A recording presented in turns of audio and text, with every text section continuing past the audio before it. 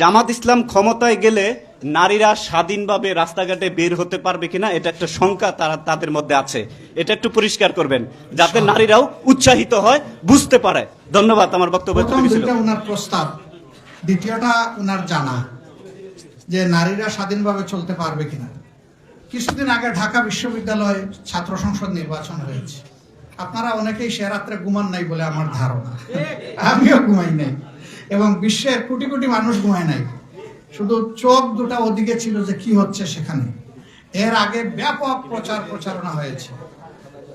একদল বলতেছে ছাত্র শিবির জিতবে, আরেক দল বলতেছে না তারা জিতবে ফেসবুকে, কিন্তু বুটে জিতবে আরেক দল, নাম বলতেছে।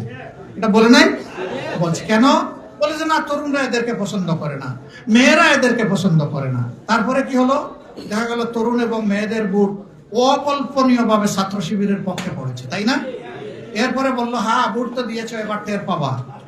এখন ঢাকা বিশ্ববিদ্যালয়ে আর বের হতে পারবা না নেকাব না পড়ে, শুধু চোখ দেখা যাবে আর কিছুই দেখা যাবে না। দেখা গেল না, তো তারা আগের মতো যেমন ছিল তেমনই আছে। হ্যাঁ, কেউ কেউ আগের চাইতেও আরো অনেক শালীন পোশাক পরে বেরিয়ে আসছে। সেটা যাই আসুক, তাদেরকে কেউ বাধ্য করে নাই।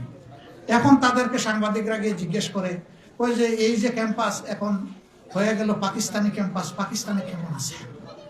কোথায় পাকিস্তান? কেন ঢাকা বিশ্ববিদ্যালয়?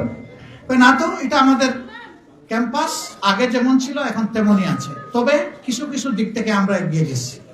কি এগিয়েছেন আপনারা? ওই যে আগে মেয়েদের হলগুলো থেকে আমরা আসতাম, দীর্ঘ রাস্তা হয় আমাদেরকে রিক্সায় চড়ে আসতে হতো, না হয় হেঁটে আসতে হতো। এখন ছাত্র শিবির তাদের যে দিক থেকেই পারো, তাদের শুভাকাঙ্ক্ষী বন্ধু বান্ধব এদেরকে ওদের কাছ থেকে এনে আমাদের জন্য ট্রামের ব্যবস্থা করে দিয়েছে। খুব অল্প পয়সা আমরা যেতে পারি, সময় আমাদের বাঁচে এবং সময় মতো আমরা ক্লাসে অ্যাটেন্ড করতে পারি। এখন আর আমাদেরকে হাঁপাইতে হয় না। আর কি পাইছেন? কয় যে আগে তো মাদক আর গাঞ্জুলি জুয়াড়িদের জ্বালায় আমরা ইজ্জত নিয়ে হাসতে পারতাম না। আমাদের দিকে ওই বাইরের বখাটেরা এসে চোখ তুলে কথা বলতো, টিজিং করতো। এখন আমাদের এই ক্যাম্পাস আবর্জনা মুক্ত হয়ে পরিচ্ছন্ন। আর কি পেয়েছেন? বলে হ্যাঁ, বৃষ্টি হলে পানি জমলেই হলগুড়ার নিচতলা ডুবে যেত, এবারও ডুবেছে, কিন্তু 1.5 ঘন্টার ভিতরে সব পানি নিষ্কাশন হয়ে গেছে। আমাদের হল ডুবার আগে ছাত্র শিবির সেখানে পাম্প নিয়ে হাজির হয়ে গেছে।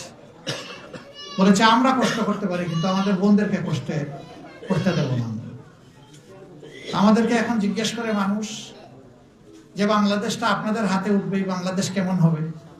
তো আমরা বলি যে ঢাকা বিশ্ববিদ্যালয় যেমন হয়েছে বাংলাদেশও তেমন হবে ইনশাআল্লাহ। দোয়া রাখবেন।